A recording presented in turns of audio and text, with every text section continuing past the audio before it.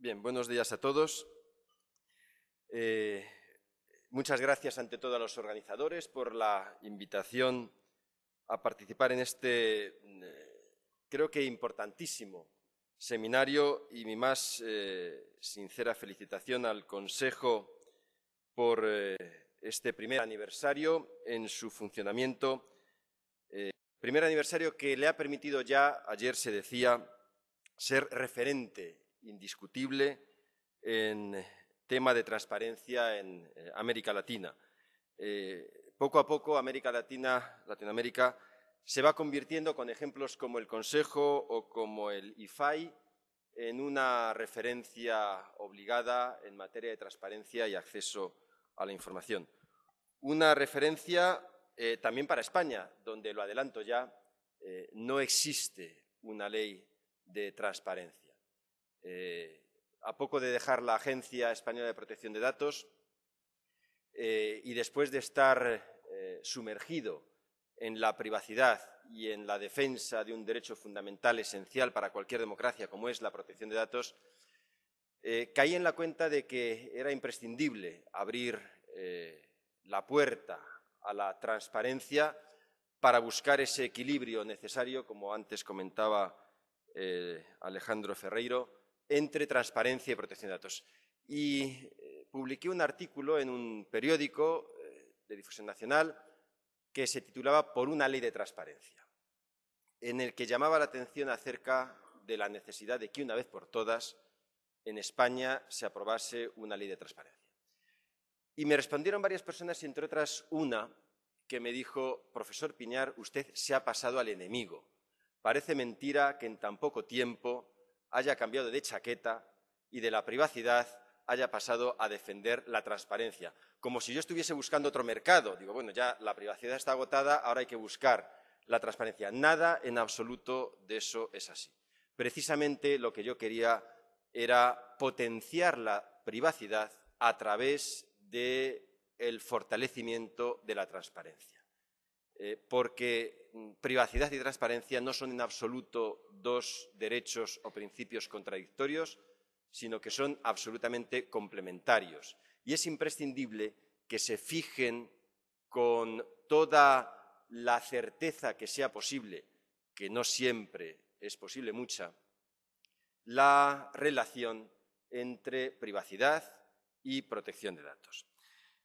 ¿Qué es lo que voy a hacer en los minutos que se me han concedido? Voy a referirme fundamentalmente al derecho a la protección de datos.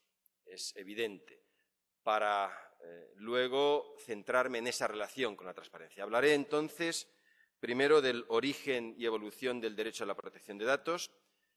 Veremos cómo estamos, como digo, ante un derecho fundamental, no ante otra cosa, sino ante un derecho humano fundamental.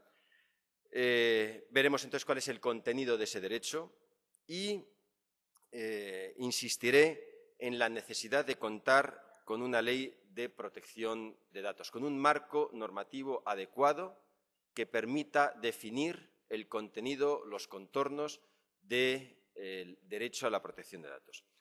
Luego haré una referencia a la relación entre protección de datos y transparencia y, por último, una breve mención a la diferencia que existe entre el acceso a la información y el acceso a los datos personales. Por último, diré dos o tres cosas acerca del otro tema, sin perjuicio de que será el otro ponente quien me siga, quien se centrará en el argumento y con mucha más autoridad de que pueda hacerlo yo, pero sí dos o tres ideas acerca de, al menos aprovechando la ocasión, cómo está la situación de la transparencia en el sector privado en España. Bien, ¿cuándo surge todo el tema de la protección de datos? El tema de la protección de datos surge allá por los años 60-70 del siglo pasado. ¿Y por qué? Porque en aquel entonces es cuando empieza a hacerse cotidiano el uso de las nuevas tecnologías y es cuando empieza a ser posible el no solo almacenar información, sino someterla a tratamiento. En muchas ocasiones me preguntan, oye, ¿y todo esto de dónde sale?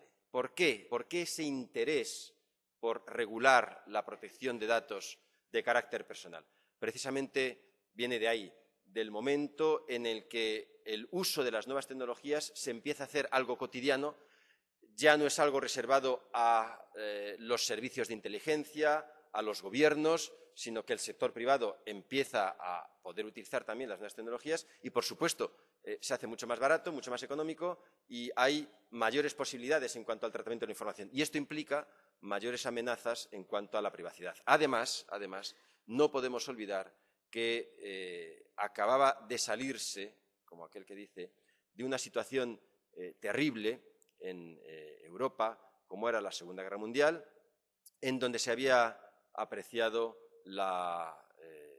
el modo de actuar, entre otros, del régimen nazi, que tenía catalogados a prácticamente todos sus ciudadanos y que, precisamente, a través de tratamientos de datos mezquinos, pudo elaborar una base de datos de la población judía, de la población gitana, para, con la excusa de la elaboración del censo de población en Alemania, para poder saber quiénes eran judíos, quiénes eran gitanos y iniciar así el Holocausto. Y por eso podían ir al principio a las casas, a las viviendas de los judíos y de los gitanos, porque sabían quiénes eran. Y lo habían hecho a través de un tratamiento mezquino de datos de carácter personal con técnicas preinformáticas. A partir de ahí ya empezó el tema de las delaciones, pero en el origen está una base de datos ilegal, repito, mezquina, de personas que debían ser perseguidas. Europa quiere salir de esta situación, que también se estaba dando en el régimen comunista. Hay una película que es espectacular, La vida de los otros, no sé si la han podido ver, en donde se aprecia cómo en la República Democrática Alemana todo el mundo estaba controlado y se sabía todo de todos. ¿La reacción cuál es? Repito, en los años 60 los legisladores pretenden poner coto a esta situación y pretenden preservar la intimidad frente al uso de la informática. Y de aquí surgen las primeras leyes de los años 70, en donde, como digo, el par de conceptos clave que está en la mente del legislador es el intento de preservar la intimidad frente al uso de la informática. Esta es la lógica, como digo, de las primeras leyes de protección de datos, de la ley del Estado de Hesse de 1972, en parte también, y en Europa lo olvidamos, de la Privacy Act de Estados Unidos de 1974, que se elabora a raíz de un estudio acerca de los principios de la utilización de la información por parte de los gobiernos, que dio lugar a un documento muy importante y muy interesante de 1973 y que se convirtió en una ley de 1974, también para preservar a los ciudadanos, para preservar la intimidad de los ciudadanos frente al tratamiento de información por parte del gobierno de los Estados Unidos. Y eso es lo que, y este es el que en Europa y en Estados Unidos implica el punto de partida.